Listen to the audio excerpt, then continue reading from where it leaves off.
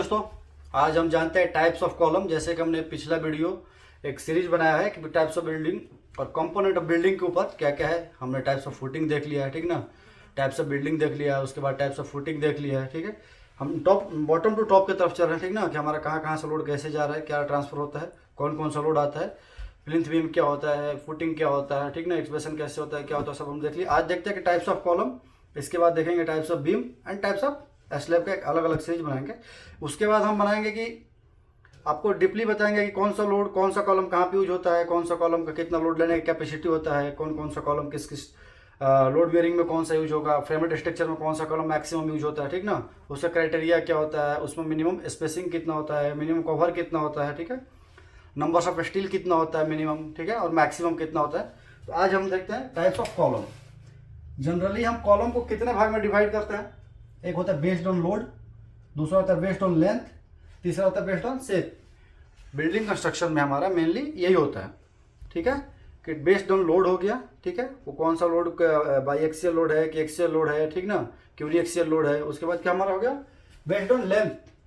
Based on length पे जो हम डिस्कस करेंगे तो लॉन्ग कॉलम और शॉर्ट कॉलम। लॉन्ग कॉलम किसे कहते हैं, शॉर्ट कॉलम किसे कहते हैं, ठीक है। लॉन्ग कॉलम का क्या होता है, क्राइटेरिया क्या होता है, शॉर्ट कॉलम का क्राइटेरिया क्या होता है। हम कब डिसाइड करेंगे कि कॉलम लॉन्ग कॉलम है कि शॉर्ट कॉलम है, और दोनों का यूज कहाँ पे होता है, ठीक है। उसके बाद हमारा हो गया बेस्ड ऑन शेप।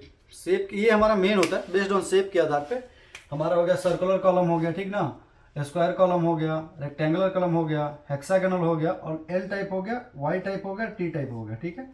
इसमें क्या होता है कि number of column, circular column क्या होता है, जिस जो वृत्ताकार होता है, जो गोल होता है, ठीक ना, आप समझ ही रहे होंगे, उसको हम सर्कुलर कॉलम बोलते हैं। इसमें मिनिमम नंबर ऑफ बार अलग रहेगा।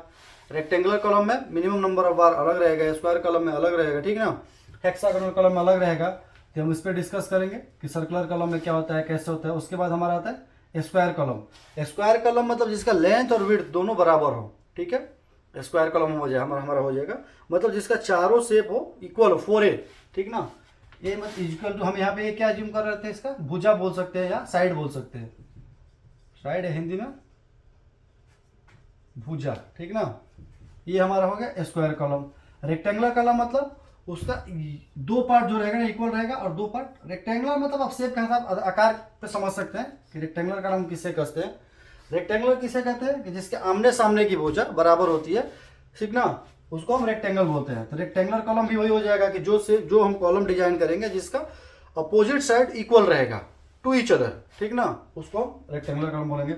हेक्सागोनल जिसमें में छह पार्ट होता है, मतलब उसका 6 साइड होगा। स्क्वायर कॉलम में रेक्टेंगुलर कॉलम में 4 साइड रहेगा। हेक्सागोनल कॉलम में कितना रहेगा हमारा, 6 साइड रहेगा,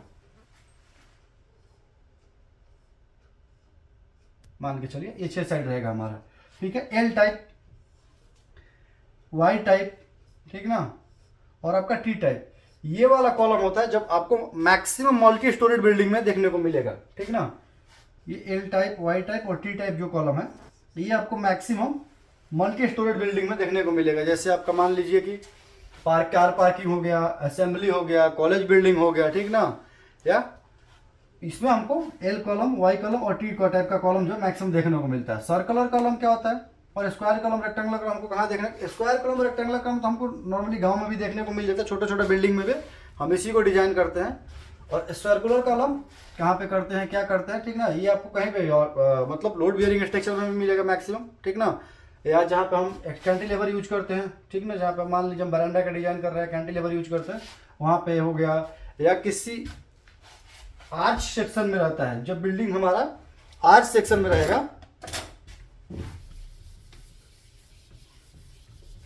मान लीजिए कि यहाँ से ये पार्ट हो गया हमारा और ये पार्ट हो गया, इसके बाद जब हमारा ये होता है, ये वाला पोर्शन पे मैक्सिमम क्या रहेगा, सर्कुलर कॉलम रहता है, ठीक है। तो ये हमारा हो गया बेस्ड ऑन शेप हो गया। लोड के आधार पर हम देखेंगे तो एक्सियल कॉलम किसे कहते हैं। मान लो कि ये हमारा कॉलम हो गया, ठीक ना, कॉलम का 2 एक्सिस होगा, ठीक है। कॉलम का क्रॉस सेक्शन जब आप डिवाइड कीजिएगा तो 2 एक्सिस में डिवाइड हो गए। मान के चलो कि ये एक्स एक्सिस हो गया और ये वाई एक्सिस हो गया, ठीक है।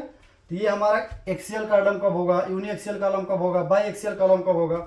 मान लो कि लोड हमारा कब, हमारा लोड यहाँ पड़ेगा तो हम एक्सियल कॉलम बोलेंगे।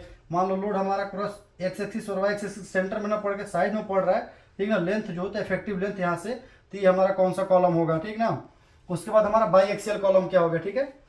ये हम इसको अलग से वीडियो बनाएंगे जिस पे डिस्कस करेंगे ये हमारा कौन कौन सा कॉलम क्या होता है, ठीक है। ये हमारा टाइप्स ऑफ कॉलम हो गया। बाकी हम आपको एक अलग से वीडियो बनाएंगे कि by axial based on load पे हम एक्सियल कॉलम का कैसे डिजाइन करते हैं, एक्सियल कॉलम क्या होता है, कौन सा लोड पड़ेगा, कहाँ इसेंट्रिक लोड होता है, सेंटर में पड़ेगा कॉलम के तो कौन सा लोड बोलेंगे या उसको कौन सा कॉलम बोलेंगे, ठीक ना।